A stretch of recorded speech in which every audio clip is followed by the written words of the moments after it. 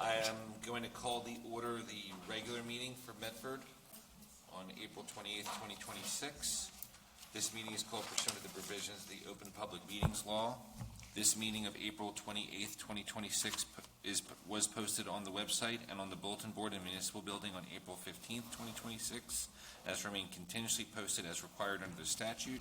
In addition, a copy of this notice is and has been available to the public and is on file with the Office of the Municipal Clerk. Please rise for the flags. Pledge allegiance to the flag of the United States of America and to the republic for which it stands, one nation, under God, indivisible, with liberty and justice for all. Okay. Roll call, please. Here. Mr. Cox? Here. Ms. Mill? Here. Deputy Mayor Voorhees? Here. Mayor Sims? Here. All right. Now we have no special presentations this evening. Does any members of council have anything that they'd like to bring up during communications? I was going to introduce a resolution, and I had shared it with Mr. Joby, and I used the name Economic and Revenue Advisory Council. We already have an economic, but this is completely different.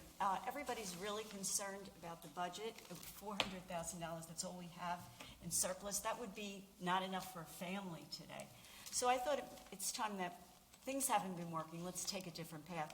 That an Economic Advisory Council, which many other towns have, I would like to see it established, and it would be advisory only, but the people who are on it would be from the community, but who had expertise in money, in finance, and real estate. It wouldn't be just bring businesses in, but how to maybe restructure our budget and take a look at it from the point of view of someone who's in finance. And a member of the town council would serve as a non-voting member. We have to do something, and we have so much expertise in this town. I think we should reach out, like we're doing with the affordable housing.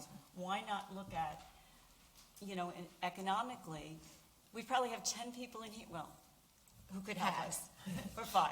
Yeah. So I'll change the name. I made a mistake, but our Economic Advisory Council is more with bringing businesses into town, which is great, but we need to look at the budget and look at it really carefully. So hopefully I can present this at the next meeting. Sure. Okay, thank you very much. Would you be able just to email us all a copy? Yeah, I get Mr. Dobie. Oh, Dobie, Chief, you can send that out to us? Pass it on, or because of the other name? Yeah, no, I'm sorry. And I didn't have time. Yeah. Yes, okay. Okay. And my daughter's a lawyer, so I... This would be a committee primarily focused on budget. And our finances, and how to make them stronger so we can go into the future without having to close the town down. And without paying people, using people who live here to give their expertise and share it with us, which they are absolutely willing to do, because people stop me all the time when I'm walking and tell me that. So hopefully this will work out. Okay. I'm not good with money, but I'll do my best. We'll look forward to the email. Thank you. Okay, thank you. Yeah. Anyone else for communications? I just have one, switching gears. I think we mentioned it last council meeting, but there's music on the Porch Fest this Saturday. Hopefully the weather's nice, but it's about 40 bands are going to participate along Main Street. So that's a really fun event. So it's our first one. Yep. I'm looking forward to that one. Thanks, Bethany. Yep. We'll be there. Councilman? I just want to talk about my no vote earlier this evening, if I may. I just have to admit and just acknowledge that I supported the resolution back on March 17th. And the reason I did that is we had discussion as a council about kind of reviewing that resolution and going over it. But this evening, I must say, I am disappointed, Mr. Varga. And I hope going forward, we can look at better direction in how we handle these types of things. Yeah. So we can kind of lay out and be better prepared for what action needs to be taken by council and kind of review the options ahead of time. So, but that's why I just wanted to kind of reach out, because as I mentioned last week, or I should say our last meeting with my no vote, it was the timing of the resolution. I don't want to be voting on a resolution that's just handed to me or I received that day without prior be able to review it properly or without having prior discussion on it. But that's why, that's why this no vote tonight conflicts my March 17th no vote, or my March 17th yes vote, was that's because on March 17th, we did review as a council, we did review with the attorney at the time, and I just wanted to kind of address that. Mr. Parker, if something big were to happen again, and I pray it does not in my next 3.5 years here, but is there a way to either have the manager send out like a text, hey guys, make sure you set your email, because we all have full-time jobs, this, that, the other. Is there a way to send that communication to make sure that we stop and look at a communication before, and that would let us know what was going to give us a little more of the details tonight? I Certainly, suggested, I'm Yeah. sorry. Yeah, I'm sorry. we can certainly work the logistics out for that, to ensure that there's, Would it be possible to use Google Docs or something like that where because we did that on the school board, but the important information went into, we all had Google Docs, and it went in there, and we knew that we had to look in there, rather than getting all these emails that are mixed up with ads for whatever. Do you know what I mean? And you might know something better, you're a lot younger, but, no, I don't, because my understanding is that Google Docs can be hacked very easily. yes, it can. But so can mail, so can mail. Mine has been. The issue, Question, well, the biggest issue when you utilize Google Docs and you utilize platforms that are easily hacked is once they're in, they're in. yeah. And then you could be you could be a municipality where a True. fraudster from Nigeria happens to Yeah. get into their account and over 3 days siphon $6.5 million, which happened a year ago, about a year and a half ago, Yeah. in another municipality in New Jersey. So using unsecured platforms for anything is generally not a good idea. I If couldn't there find is- anything else. I've been asking around. You're right. Yeah, You're they're usually absolutely right. expensive, but it is an option that I'm sure that Sorry, Active Manager could look into. they couldn't hear you, that's why I was. Oh, I'm sorry. Yeah.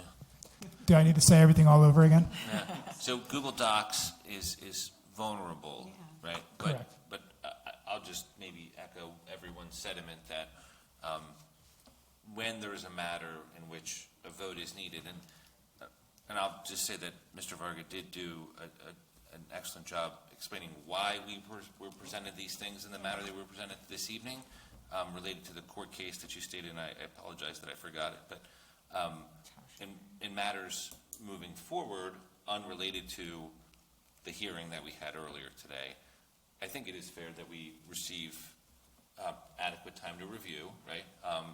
And the hope is that that would be something along the lines of, I believe we all get it by Friday at noon or thereabouts. Good idea. Yeah, Good so idea. if the matters that are to be presented at the council meeting are in that packet on Friday that we get digitally, or some still prefer paper, those matters, I believe we have adequate time to, the weekend to review, Monday to check on any questions we had, and then they can be presented and voted on at a council meeting. It's maybe those one-off, I don't want to call them one-off occasions, but the events in which there's either a logistical, legal reason why we can't, which was this evening, and the other matter, sir, I'm sorry, I forgot, you had mentioned, The 17th? was it on the 17th? Because that evening, we did an executive session prior. So Yes. So maybe, depending on what the situation may be, we either look to change the agenda, do an executive session prior for discussion. Yes. Or if Yeah. we can't have things ahead of time for Yeah. some reason, but. Yeah, Give us that heads up. that's fair.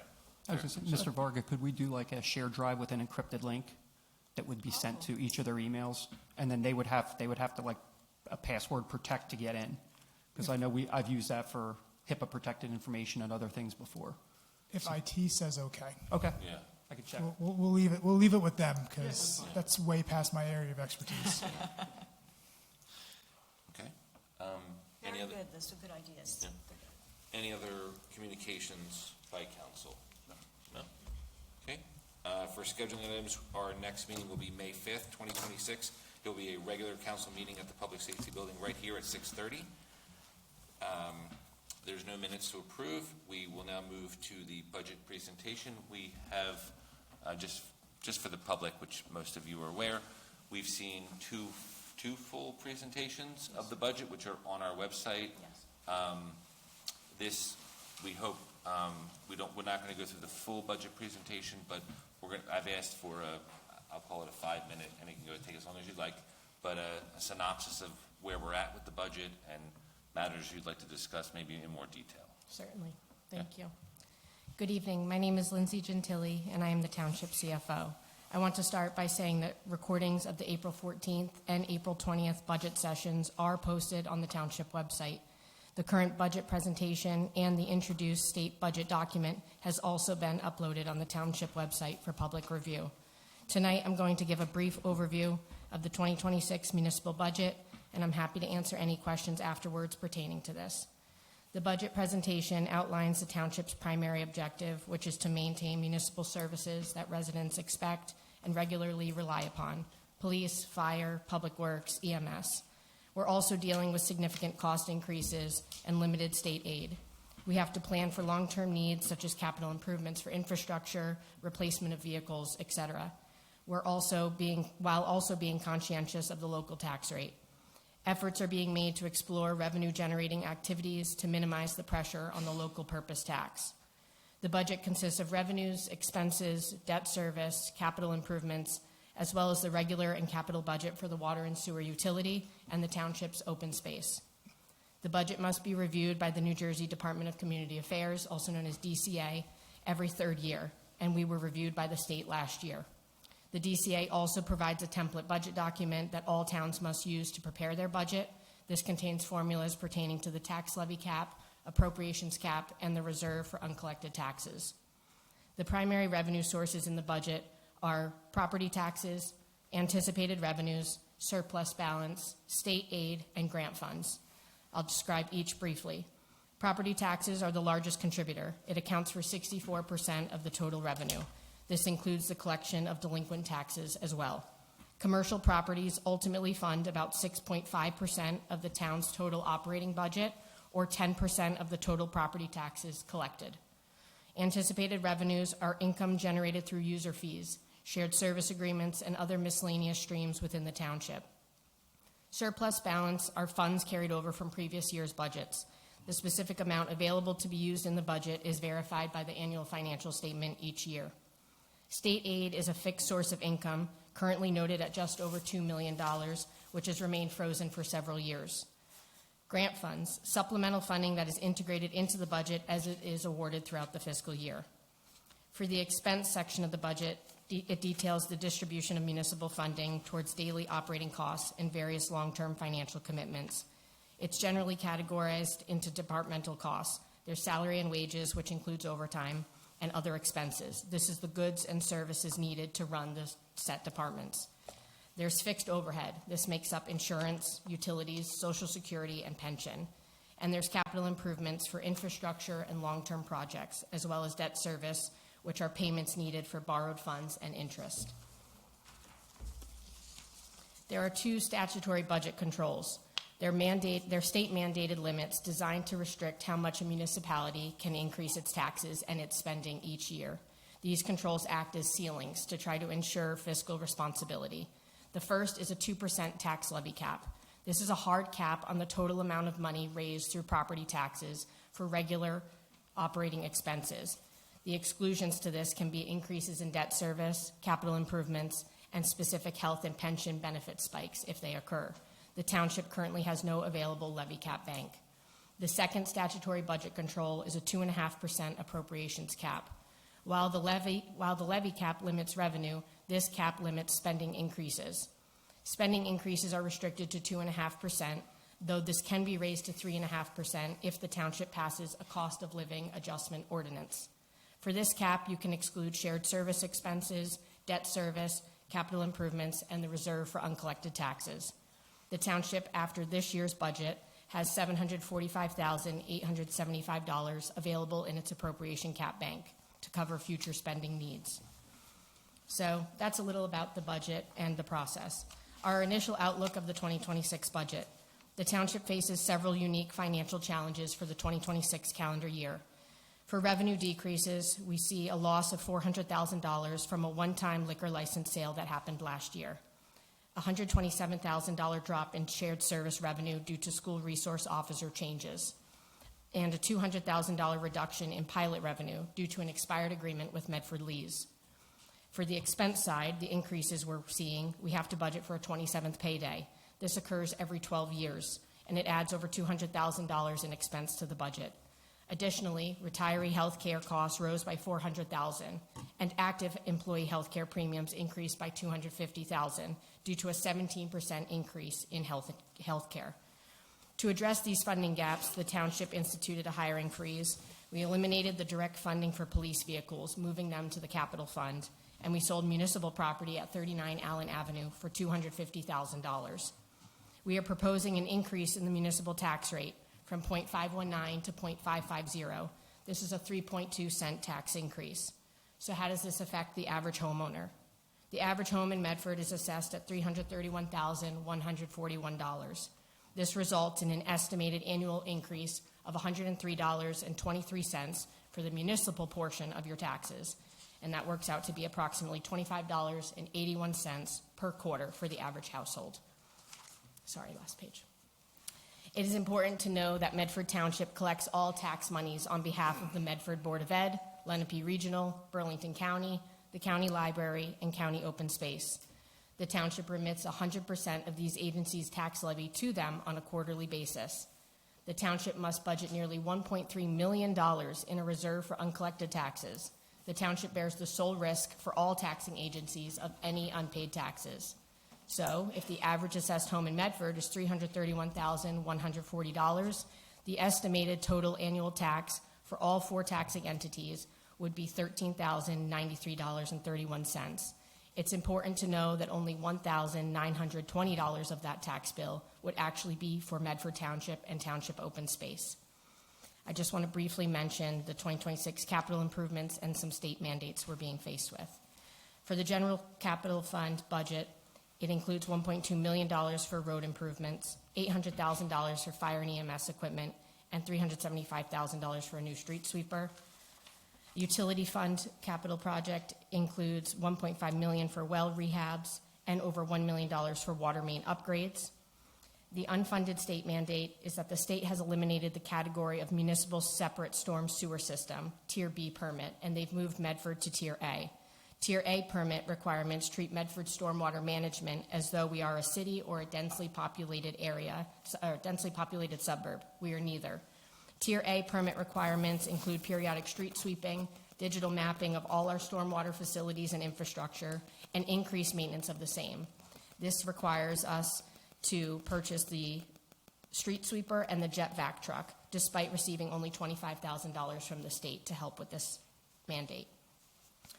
I just want to clarify that at a prior meeting, I had mentioned that taxes were not raised for 8 years. I want to clarify that that was in reference to the municipal portion of the taxes, and that was from years 2016 to 2023.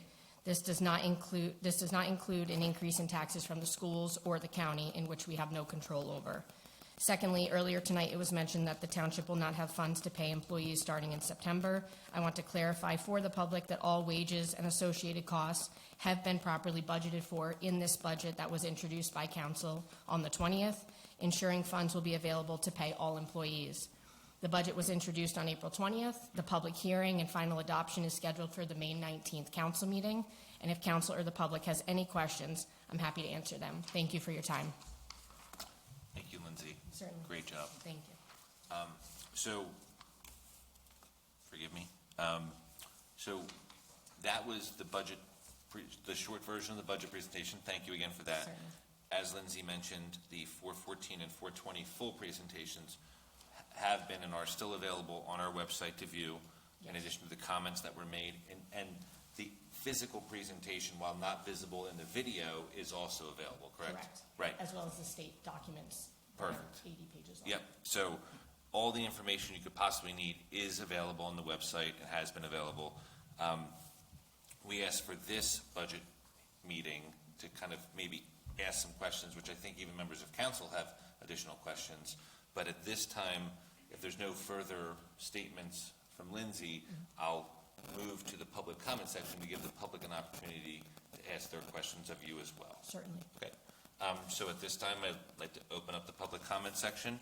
I'll ask that the comments be limited to 5 minutes, but if there's dialogue about questions of the budget, we'll clearly go over. As we do for all public comment sections, please come up, state your name. We'll give you time, Chief, if you could just keep the time. This is not just for budget comments, but you can ask any questions, but Lindsay is here to answer some questions you may have directly. Okay? Public? Yeah? We'll go right to you next, okay? Yeah. You first, ma'am. Yep.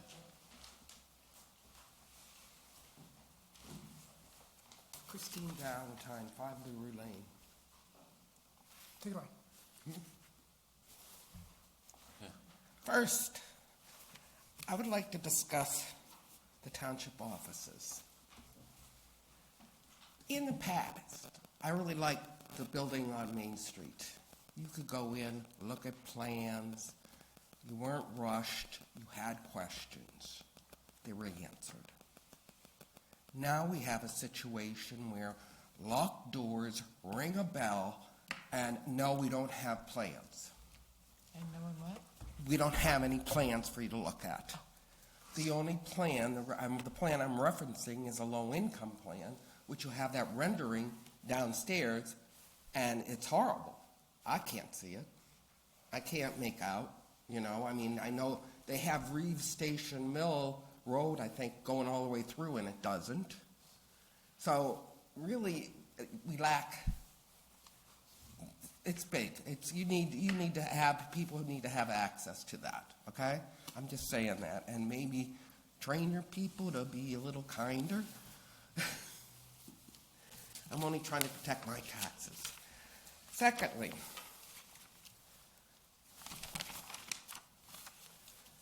this is about, and I've addressed it with the Mayor, the acting manager. The appointment of our township planner, Taylor Design, to do the development for our low-income housing here. While a township planner can represent the township in planning and zoning matters, they cannot represent a developer in the same capacity. This is due to the potential for conflict of interest and appearance of impropriety. So, ma'am, I just got to stop. Only to be perfectly clear with you, they were not appointed to represent the developer. They are the township's planner who is responding to the, so the developer has their own planner. And Taylor Design Group is the township's planner who is reviewing the developer's plans and saying, no, this is inconsistent with the township. This is what the township wants. So why is his name on the plans? Why is Scott Taylor's name is on the redevelopment plan because Mr. Taylor prepared the redevelopment plan for the township of Medford. So then where's the developer's plans? I want to see the developer's plan. I understand. That is not the developer's plan. That redevelopment plan governs what the developer's plan has to fit in. So think of Mr. Taylor's plan as a black box. He prepared the black box. Now the developer has to prepare plans that fit inside that black box. If it doesn't fit inside that black box, when they file an application with the planning board has to So decide he has to to give relief. replicate the plans, is what you're saying. The developer, We already have plans. we have a concept plan. So the developer has to, I mean, he did the housing, he did the low income, all these beautiful plans. I don't ever, and I've been here 41 years. I was taken to court by Steve Samuels. I never remember the township engineer nor the planner having their names on anything. They were there solely to protect the township. And I don't see Mr. Taylor protecting us when he's defending what he has done. It is a common practice on every single redevelopment plan for it to have the township's planner's name on it. That's how the township protects its Can I bring interests. the Samuels plans for you to see From from 25 years ago? the law may have changed since 25 years ago. I was not a practicing No, attorney it's still back then. low income. It So was you're saying that's not a, currently, it is common practice that the township planner prepares the redevelopment plan which is now the obligation of the developer to comply with, because it is essentially a township ordinance. So they're not representing the developer. They are representing the township and protecting the township's interests by requiring the plans that the developer proposes to conform with what is within the So township's what vision. we're seeing there's not even a plan for the developer in the lobby of the multi-million-dollar township building. That is the concept plan. It is possible when they go to the planning board that the plan may be revised. So when we go to the planning, when the developer goes to the planning board, that plan should not be the one that he's presenting. When they go to the planning board, if this is a perfect world, that plan will match exactly everything that's inside the redevelopment plan. So he has to match exactly, In a perfect world. okay, in a perfect world, In a perfect world. okay. So, but we will see. We're not there yet. They have No, not no, filed we're an not there application yet. No, you're not there yet. Correct. And it's not appreciated by the north side people to put everything on our side. Understand. I just wanted to clarify that there's no impropriety or We know where all you nefarious. live, it's not there. And ma'am, I know you had mentioned that easel, and I agree with you. When I'm right in front of it, it is hard to read. All those documents and diagrams that are on that easel, and even ones that were at the planning board and during our redevelopment, what would you call that? Redevelopment designations are all on the affordable housing website. I don't want to see them, I want to see the plans. I don't want to look and you have it all small. It's small. I want to see the plans. I already know some of that's not accurate. And I want to yeah. see that. All of the data is on the website. Why can't an office be designated in the township building for people to come in and see plans? Why? I was gonna say, we don't have formal, like, plans yet from the builder or anything like that. Is that what you're referring to, like a formal plan? Anything. Okay. Before, the planning office, the zoning office, in the old building, which was much more conducive to business, you could go in and you'd say, hey, I want to see this plan. I want to see, this plan. They would roll out the plans, you would look at it. Are you You referring to get an blueprints? idea. Blueprints you're Yeah, talking about? large blueprints. Yeah, like construction plans for the. All the construction Yeah. plans So are there, they're- we're doing this or we're doing that. You could see them. I was gonna say, if I'm not mistaken, they don't exist yet for those developments. The only thing we have is that redevelopment plan. Even the renderings they had at the meeting would have been better than this thing that he had, that he put up there, and I'm sure he charged Tom for that. You can't see it. And you have roads that are not there. Only the concept plans exist at this time. Right. The developer will be required to prepare final site plan and final subdivision maps, a drainage map, a soil conservation map, a soil erosion map, a plot plan, where the basins are going to go, what a noise study is going to be, turning radius. The sheets will probably be between 100 to 200 pages long of all the plans that will be prepared in conjunction with the planning board application when we get there. But this is still the initial step, so there is only the concept plan. There will be a plan Mr. Dovey, that you can. would it be possible for you to reach out to Mr. Taylor and see if he does have any large concept plans that could be available? to the That's what I was just gonna say, yeah, either that and I'm also happy to print those concept plans out, if I can get them to print a little larger in color, and then. Well, I don't need color. I just, when I take a magnifying glass to look, I'm telling you, there's roads missing. There's wetlands delineations not there. Well, the chief will ask and then make it available for you. So you're putting houses, places that are impossible. There's houses off of Fostertown Road set back in, big houses. There's a lot of wetland over there. There's a lot of wetland all on the north side. So, and how was the developer picked, or the developer comes to the township for selection? That's an entire process. How is the developer picked, which I think it's safe to say we have not picked a redeveloper yet. Hello? There's been no developer designated yet, but how are they picked? It's really who has an interest in the land that has been designated as a part of the fourth round site, which in this case it is D.R. Horton. So D.R. Horton does have an interest in the fourth round site, in all three of them.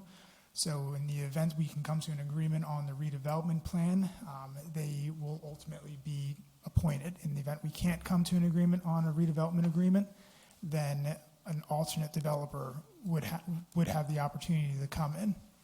But those are the proposals, and D.R. Horton is the only developer with an interest in those lots able to construct. So now the developer's on his own to do these plans and make sure that that fits in with the wetlands delineations. We might as well build a highway there now. No. You know, that's going to cost the township money. That is not how the procedure works. There are professionals, there are planning boards, there are county But boards, I'm there just are saying, the developer's not NGDOT. using our planner. We're not paying the planner for his time, No. No. for We are sure. not. We are 1,000%.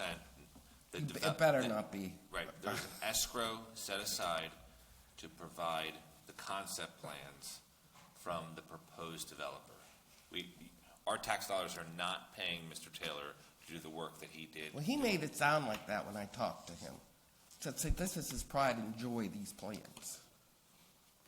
I can't I said, speak to because the it's not well. sitting in your backyard. No. So I just hope, you're talking about the budget.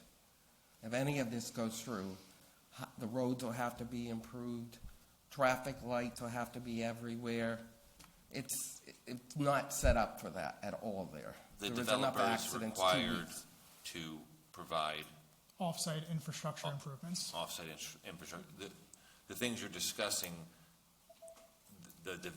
when the developer is named and they present to the planning board, they have to provide all the off-site improvements. You're talking about the roads and things of that nature. And they're responsible for building all of it? Yeah. Yes. And even the utility, correct? If there's Correct. improvements to the utility that are needed. They are going to be required, with the loan exception, in the event your plant needs to have an upgrade, they wouldn't be responsible for the plant Fair. upgrade, but there is adequate sewer capacity already for these projects, so there's no upgrade required. They are required, though, to do all the infrastructure improvements out of their own pocket to bring all utilities to their site, to install all sidewalks, to improve all roadways. In the event that there are traffic lights that are required based off of their traffic study, they are going to be responsible for their fair share of it. So if they have to, if there's a 95%, just simple math. Well, their fair share is like 99% because they're not. That's where I many was people going. there. I was going to say 95%, but 99%. When you look at the big pie, if they're at 99% requirement for a traffic light, but we're not at 100% yet, then a commercial business goes up down the street that vaults us to 100%, D.R. Horton will have to pay 99% of that share to install that traffic light, while 1% comes from that other I know, because commercial we're still development. waiting for the traffic light at Route 70 and Ayerstown Road, but that's when Steve Samos develops more, then he's supposed to upgrade that traffic light. That's the way it's been for 20-some years, and that's why you have all the accidents there. Mm-hmm. So that's kind of like delayed reaction, how many people are going to get killed before somebody does something. So, okay, I thank you, but I really don't. Thank you.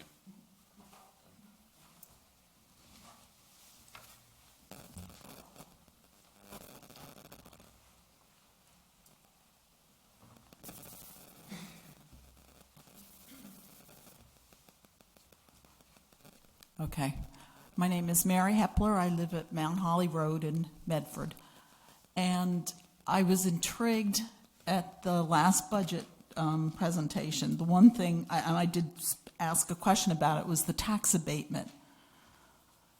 And I still don't see how that was ever any kind of benefit to Medford, because if I remember correctly, it's been a while, that deal was done so quickly.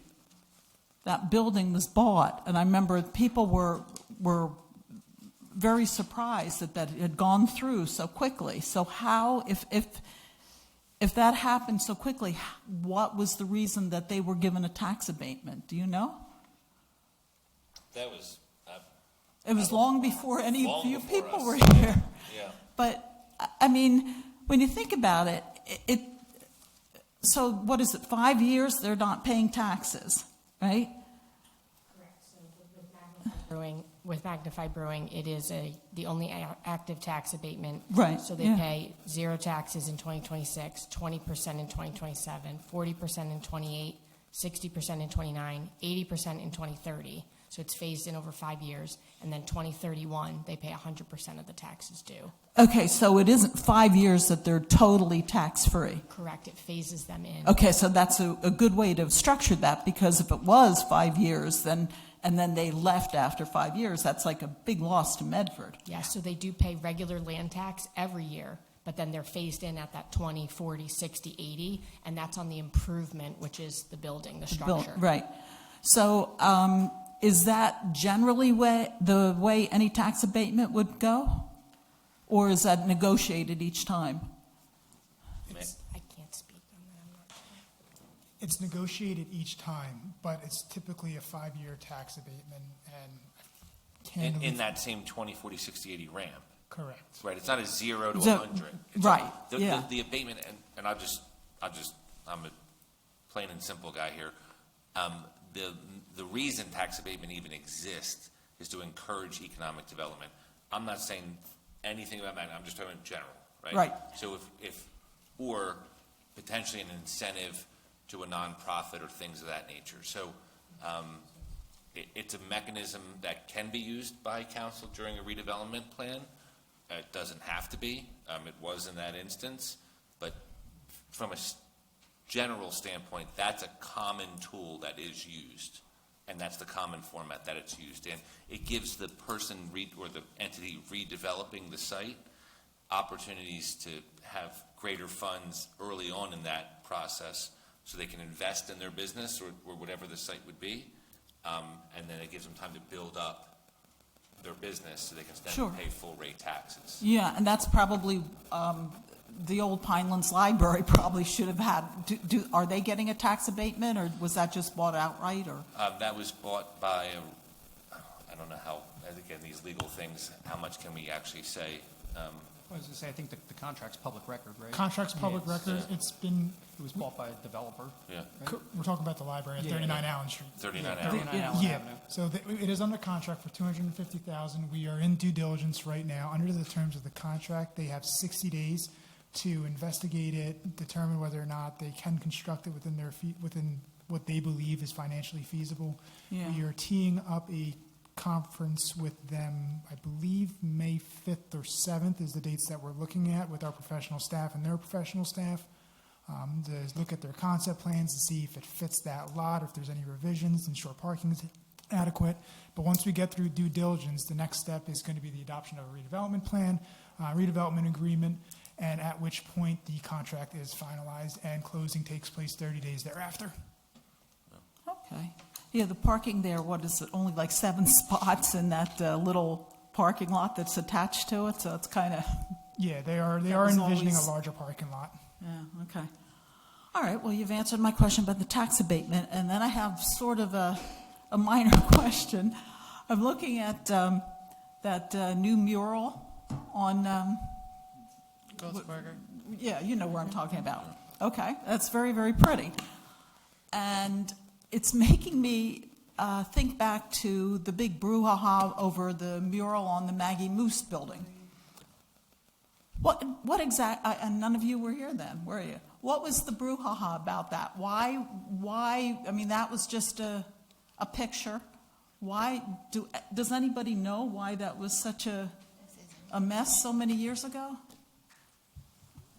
So if I believe correctly, Yeah. the issue was with the fact that it was a logo of the business, and it violated a zoning ordinance. I don't specifically know which one that was. Yeah, But, with this one on Main Street, it's representing the township, not a Yeah. specific business. So that's why, and that's why I don't believe there were any additional issues with it. yeah. No, I mean, Yeah.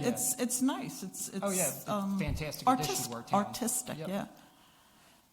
Okay. Because I've always also looked at that, the big sign on the, what's it called, the feed mill building. And I used to always think of the Maggie Moose thing, because it says the feed mill, and it lists all the other businesses that are in there. Now, why would that have been different? Because you're just saying it was because the Maggie Moose was the logo. It was a logo, and I don't believe they applied for the appropriate zoning permits for that, whereas the other business on Main Street, Kirby's Feed, would have applied for the appropriate zoning Yeah. permits for the signage and, yeah. It unfortunately was a procedural challenge that the feed mill, as part of their development, asked, I'm assuming it was either zoning or planning, I don't recall, I wasn't there, but can we construct or reconstruct this building with this signage on it? That was approved, that's why the sign exists with no challenge. I believe the challenge with Maggie Moose was, it was a logo depicted on the side of the building in which there was no approvals prior to it being painted. I believe they had to apply for a variance. Variance, they needed a variance to properly put their logo on the side of their building. Yeah. Okay.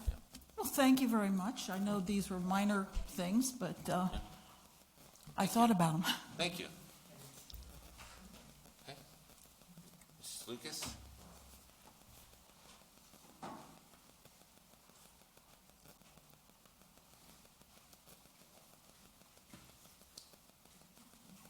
Mary Lucas, 207 Taunton Boulevard. A little bit of my remarks are going to pertain to the budget, and I guess at that point, we can get into that part of the discussion. In the beginning of 2026, I was very heartened by what I thought was going to be a great year for Medford. New council members and the hope that the township would move forward in a nonpartisan way, putting Medford citizens above all else. Over the past weeks, as the dire budget situation has unfolded, it's evident that our fiscal situation is worse than we could have imagined.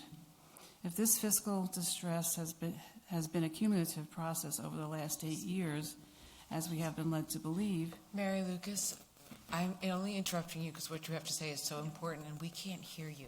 Would you just move it up a I'm little sorry. bit? No, I just really want to hear what you have Okay. to say. I thought somebody. Oh, thank you. Sorry. Okay. I'm just going to back up for a second. Okay. If this fiscal distress has been a cumulative process over the last 8 years, as we've been led to believe, where are the annual audits for the last 8 years? Was the audit firm, who is the audit firm, not accurate in their reporting? And I realize this board was not, this council, was not in position for these past 8 years, but now this is the time that we have to deal with it. And I think we need to back up and find out what the issues were over those last 8 years. I don't know, who is the audit firm? Do we know? Bowman Company out of Voorhees, and all of the audits are on the Township Finance website from 2024 down to 2012. All of the PDFs are on the Township Finance page. Well, I guess my question is, what happened with those findings over those past 8 years? What were the recommendations? Usually, at the end of an audit, they give you a summary and a list of recommendations. So, was the council over those 8 years reviewing those audits, and did they act on the findings? The audits are looking into our practices. Raising municipal taxes is a policy decision by the Township Council. But there is an exit conference each year Yeah. that the township manager and I don't want to speak for before I was there, but this year we have actually asked the auditor to come speak publicly at a council meeting. I think that's great. Yeah. That should happen, but I guess the question is, if the issue is cumulative over the past 8 years, what happened? And I'm not asking you the question, it's rhetorical, because the council that was in place over that period of time would have reviewed the findings. So it seems to be a conflict between why are we in such dire financial straits if there were audit recommendations perhaps made over those 8 years that the township didn't act upon? I mean, I don't know that you can answer that, but it's something that council. These are great questions, Mary. Yeah. I was just going to say, I think a lot of it, and I don't want to sound this way or speak to this way, but I think a lot of it goes back to not increasing the taxes over the last few years. Like, we could have a clean audit, we could have used one-time revenue, generators, we could have hit the surplus or things like that. But for those 8 years, the lack of raising taxes with the increase in cost of living expenses. So, everything, cost of living, everything is here, and Medford Township's tracking right here. and we're not playing catch-up to where we need to be to account for those. So that's, I don't think it's anything necessarily that an audit found that we did improperly or anything like that. It's just a sheer matter of our income not keeping up with expense side. And I'll defer to the CFO and council on that, but I think that's unfortunately the simplest explanation for why we're where we're at. Yeah, I don't believe the auditors make recommendations as far as policy decisions go. They're checking our purchasing practices. They're making sure that there's no fraud. They're checking proof of tax payments, et cetera. They do sampling through each department. They go to court, tax, construction. They're pulling permits. They're tracking the validity of the work that we're accounting for in our financials. They're auditing our financials, but they are not making necessarily recommendations that would come from the Township Council, which is to keep up with inflation or hold municipal taxes the same, which was what was done for 8 years. Yeah, raising taxes on its surface sounds like a terrible idea, right? Who wants to pay more in taxes? But when you understand the complexity of what that does over 8 years and where it puts us, we were just coming at, if you go back 9 years or from that point, it would be 14 years, we were in a terrible financial situation. So I believe the sentiment of the councils at that time were, man, we just went through all this, let's try to hold taxes. You fast forward to 2026, those decisions have impacts, right? Expenses are going up, And right? we did have to raise the last 2 years. 3, I believe, right? We've raised the last 3, or we're proposed to raise. 24 and 25. Yeah. This would be the. Yeah, this would be the 3rd raise. So it's not comfortable to sit up here and say, thank us for raising your taxes. But without these increases to your taxes, we are running quicker towards that financial cliff that Mr. Well, I guess that's my point, Mike, because it's over 8 years, and if you have, over here you have not wanting to raise taxes, but over here we have a huge deficit now. So I'm just saying that when the audits come through, maybe it would be good to look at them and see how that matches up with the actual budget, because there's definitely a gap in what's happening, and it's not anything that the department has done wrong. I'm just suggesting that there should be a better control, let's say, on what the findings are. Because obviously, something has happened. And as Lindsay stated, I believe the net result that Bowman would give us is more on, are we properly executing the steps of our financial responsibility? Or are we in compliance? Right, the recommendation piece that I believe you're asking for is really, I don't want to speak for you, but that's Lindsay's core job. She's encouraging us to increase our levy so we have means to keep up with these inflations. I get it, but I'm suggesting that maybe Bowman may have made other recommendations other than just to say we're in compliance. And I'm just We'll saying look it's a back good through. idea to look at those Yeah, reports. we will definitely look back through, but I think we can all sit up here and comfortably say that the only way one of the mechanisms we need to get out of this challenge is to increase taxes. No one would disagree with that, you know? Yeah, holding any revenue flat in this economy is not going to help anybody, so. No, I agree with that. So, over these last 8 years, the township employees, contracted and otherwise, have received raises. I'm requesting that under the current fiscal constraints that a resolution be passed by council to freeze both contractual and non-contractual salaries. It would not be prudent to fiscally to pay out these funds. We clearly do not have. And further, I request that council, we just talked about Bowman, and review whatever recommendations they may have had. We talked about the shared services. When the meetings run that long, some of the things are dealt with, let's say. The last item concerning the issue of affordable housing. Unfortunately, this is another township delayed issue. This council inherited something that was cumulative in another way over the years, and that is a problem. What is sad, though, is how certain residents are viewing this whole concept of affordable housing. And it's sad that people that have to use affordable housing are being portrayed as criminals. At the last meeting, someone had mentioned that, and I thought that was terrible. And that if there are 5 people approved to be in a residence, somebody suggested, well, there'll be 12. Who's going to monitor that? These are human beings. Everybody, any one of us could be poor tomorrow and be in that kind of situation. And I think it's very demeaning that people come up here, are you in the first house that you bought? No. As people's lives change and their incomes change, they move up.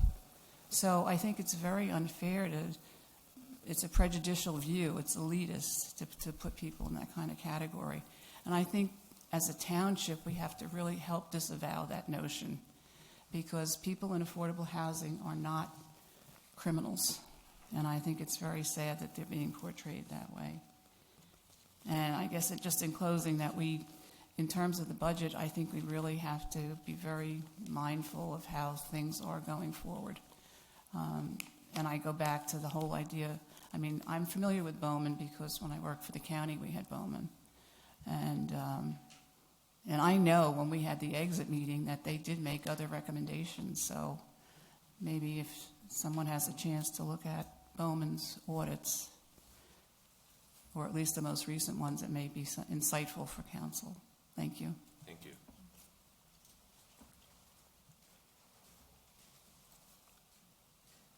Anyone else for public comment?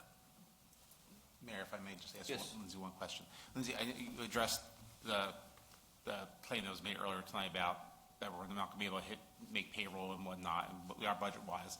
Will you just also confirm for the public, from a cash flow perspective, we're on solid ground, that not just budgetarily, but cash flow-wise, we're also going to be able to address all of our financial obligations for the calendar year? Yes, with the budget that was introduced on April 20th, we will meet all cash flow, all expenses, and have no cash flow concerns. Thank you. For our expenses, for contracts, anything existing, it is accounted for. I can assure that. No? Perfect. Okay. And then I just want Yeah, to follow up. I actually had some questions too. But go ahead. Thank you, Mr. Mayor, I'm sorry.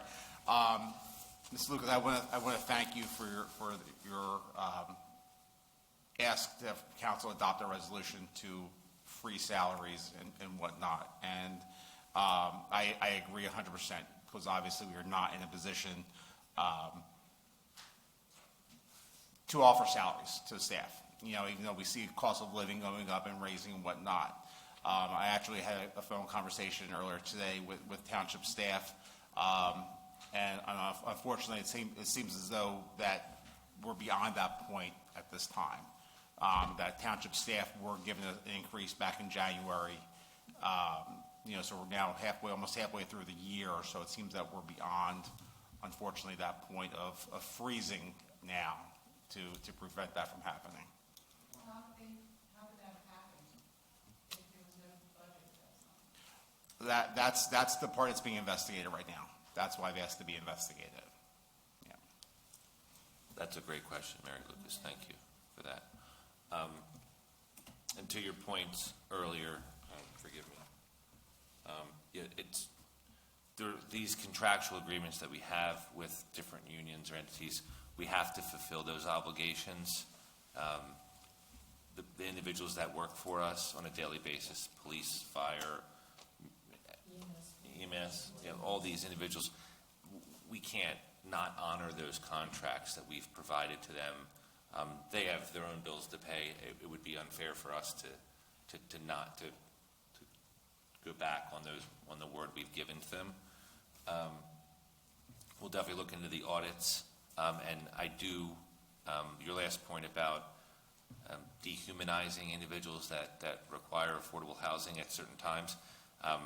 I know that there's success stories even up here of affordable housing, and if you speak to members of different members within the community, nonprofits, even individuals that live outside of affordable housing in Medford, will attest that their first home may have been affordable housing, but they did what they had to do to work their way out of that situation and get into a market rate home. And I think those are like success stories we should be really promoting in town, without divulging those individuals. So we all agree that the mechanism of affordable housing is required to provide those individuals an opportunity. And, like you said, I mean, I could lose my job. My business could go under tomorrow, and I've got a family of 5 that needs a home to live in. I could lose my house, and I may need that tool. So we hope to definitely disparage anyone that's dehumanizing those individuals.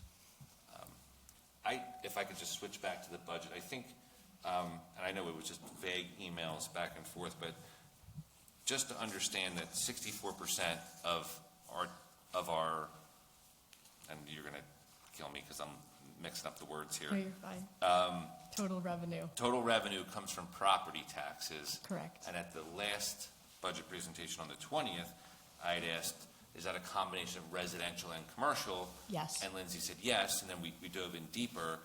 Only 10% of that 64, so 6.4% of our revenue comes from commercial entities, which I'm not an expert, but I'm sure Marlton and Mount Laurel and all these other towns, the proportion there of, forget about residential to commercial, but just their overall revenue line item for commercial is much greater than 6.4% of their budget. So, and we mentioned it during the public comment section last time. I just want to make it, more abundantly clear here that we can't just keep coming back to our own pockets to try to fund the needs of the town. We have to bring in other revenue sources, and other ratables in a commercial format are going to be required. Some people are in favor of that, some people aren't, but that's something we have to do. We have to increase that overall percentage of commercial property tax revenue. Especially with the 2% tax levy cap, because our expenses, as we can see, are increasing, like Dovie had said. If we were looking at a chart, the 2% tax levy cap will never match that. Right. So something would have to give, which would be the commercial revenue. And I know it's a 4-letter word, but things like the mechanism of tax abatement or redevelopment, these are ways to encourage businesses to come into our town. So you may see the need for these things, but it's all in an effort to drive business into the town to increase that overall property tax revenue that we hope to anticipate. One more piece, if I could answer Yeah. too. You had also, I was referencing back to what Councilman Cox just said about the resolution to freeze budgets. Just so you know, you are correct. Salaries. It's been a long day for me. My daughter did have her baby, since some people were checking in on that. So I've been up since 2. Salaries normally would not have been passed because we as a council did not pass a salary ordinance.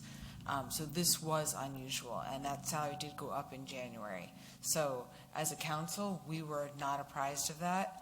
It was a surprise to us. We started digging into it recently.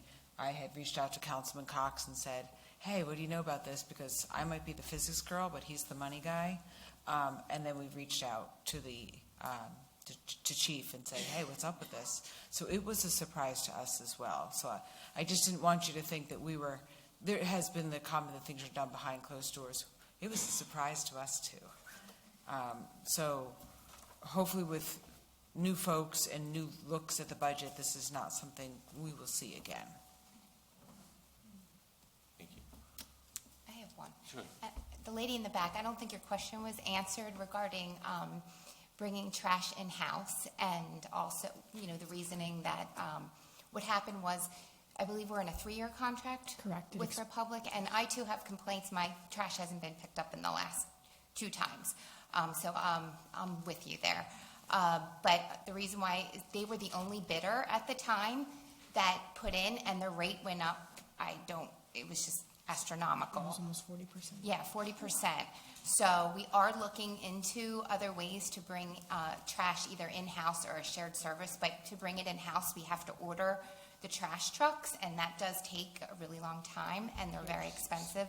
So ways of maybe we talked about having them do one side of town and still maybe use a shared service for the other side. But there's ways that we are looking into bringing it back in-house. But unfortunately, we're still at the mercies of this 3-year contract. Lindsay, do you have anything else for that? Did I answer it right? Yes, you Okay. did, and the contract does end 12/31/26. Are we issuing a bid or RFP soon for that service? Yes. And we have had other businesses, local businesses expressed interest in bidding for our trash. Correct. The prior township manager and I did meet with a locally owned Medford, or a couple from Medford that owns a trash service, and we did express when our contract ends and hoped that they would put in a bid. Great. All right. Anyone else for public comment? Any topic? Okay. I'm going to ask for a motion to close. I'll make a motion to close. Okay, all in favor? Aye. Okay. Aye. Aye. I'll close it too. The 14th, the 20th, and this evening's budget comments and questions are obviously part of the public meeting, so they're on their website. Is there a portal for residents to ask questions about the budget? Angela can open it again, that's what you're doing. Yeah, so there's, if you have a budget question, not only could you email manager at Medford Township or Lindsay, but there's a portal that opens up, like a question portal. If you needed maybe a more direct question answered, that we can share that question with the public as well. Okay? So now we will move to the manager's report, which I don't. Yeah, just have a couple quick things. I'll just reiterate Yeah. trash what we've already discussed. Yes. Sorry, I'll reiterate on trash what we've already discussed. We demanded a meeting with Republic to discuss the recent issues. We are seeking the liquidated damages in accordance with the contract. We are looking, like we said, to issue the RFP earlier this year for trash. In regarding the concealed carry permits that was brought up, we have asked staff to conduct an internal audit to see what the cost is related to the processing fee. That I think it's like a $150 fee.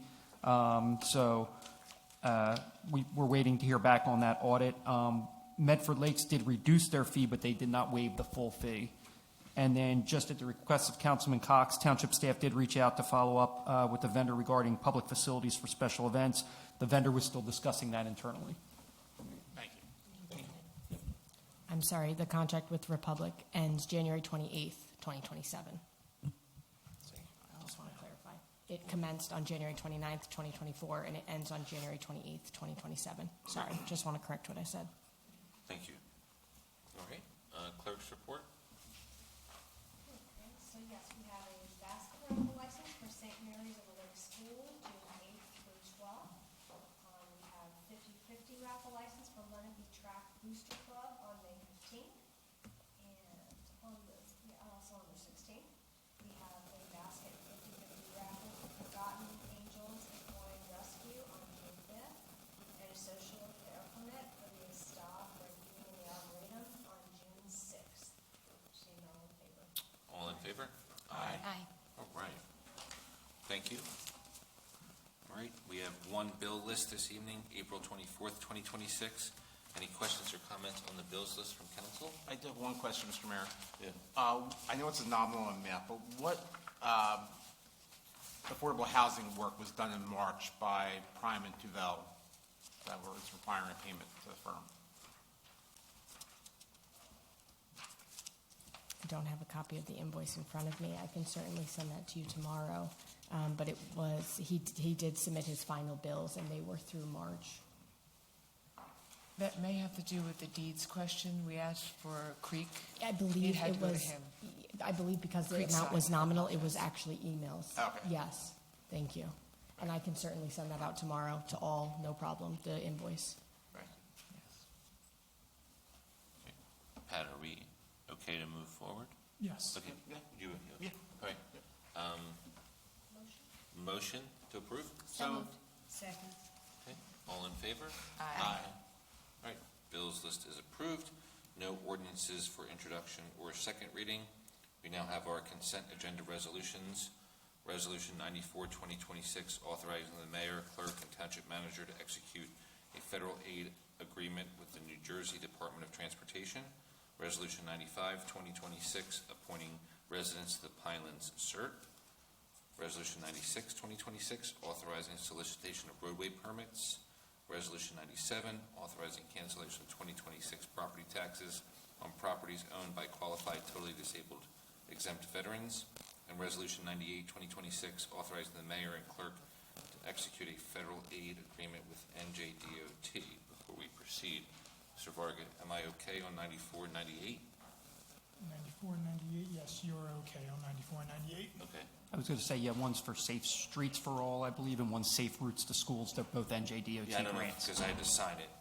Okay, that's Yes. okay? All right, fair. So I need a motion, So moved. I'll second. okay, and then a roll call? Ms. Santamore? Yes. Mr. Fox? Aye. Ms. Knoll? Aye. Deputy Mayor Voorhees? Aye. Mayor Sizzle? Aye. All right, consent agenda resolutions are approved. And now we will move to executive. Yes, we just need a motion. Resolution ES 0428-2026, matters related to personnel and contract negotiations. Real quick, I'm sorry. Yeah. I did pull up the invoice for Tim Prime for affordable housing. It was on March 9th, telephone conference with Township Engineer concerning Creekside deed restrictions, review of email from Township Council requesting information, review prior roundtable and fourth round regulations, and prepare email to Township Engineer confirming that the Township cannot receive any additional credits for Creekside for $220 on March 9th. Thank you. Great. All right, thank you. All right, so thank you for that. Motion and second to approve the executive session resolution. I'll make a motion. I'll second. All in favor? Aye. All right, we are now going to go into executive. How long, and you tell me. 15 minutes-ish. Let's hope so. And will action be taken? Challenge accepted. Action will not be taken. Well, action will not be taken. Yeah. All right. All right. Thank you. Okay. I'm reconvening the open portion of the public meeting. We discussed the matters listed for the executive session, Correct, Mr. Mayor. The matters that were discussed involve contract negotiations and personnel. and no actions were taken. No action will be taken. Okay. I'll entertain a motion to adjourn. So moved. Second. All in favor? Aye. Thank you. Meeting adjourned.